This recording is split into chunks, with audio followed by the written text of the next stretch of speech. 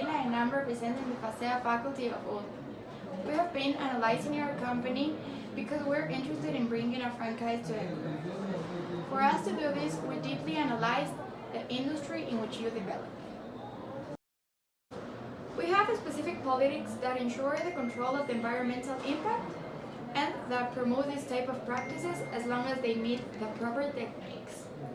That's why the political factor does not represent a risk for your company to come here.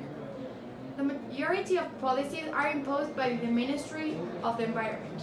Among them, they dictate that the contractors or concessionaires of the collection service must have a room or workshop sufficiently applied and equipped to provide greater security, efficiency, and maintenance of the vehicle fleet.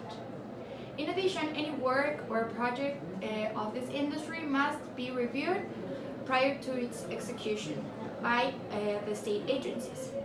Also, the government urges to promote good practices that reduce pollution, and every investment or research allocation is managed by the central state. Economically, budget expenditures must be adjusted to the plans of the National Development Plan. But in 2018, there was a profit of $118 million in the industry. Every company that dedicates to this industry has the obligation to impulse educational campaigns that promote the conscious recollection of waste. In the country, an average of 1,700 tons of non-hazardous waste is collected daily, and this figure continues to increase over the years, thus contributing an advantage for the industry. The industry in Ecuador does not have many technological advances, and that's why we think that your company would succeed by having better machinery and technology that places more at the forefront. Within the environmental factor, the country is very rigorous with its entities in charge of this process, so there are many regulations that regulate the proper functioning of the processes and also safeguard the health of the citizens.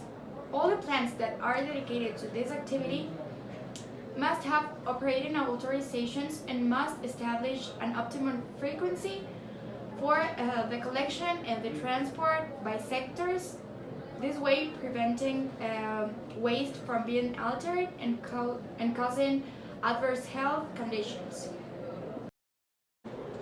There is no greater threat of new competitors because there is not much differentiation in companies. There is a lot of openness to the distribution channels because usually most companies buy the waste collected within the industry to be able to produce various packages. Also, there are many competitors but do not have significant sales except for a specific company called Consorcio Puerto Limpio that covers a high amount of sales. The industry in Ecuador has had a growth of 19 million since 2015. This is probably due to the fact that there is a low bargaining power on the part of the suppliers, since there is a lot of ease at obtaining the raw material. After the analysis of the industry, we concluded that the environment is very suitable to bring your franchise to our country. Therefore, we hope that you're interested, and we are certain that you'll be satisfied with the results.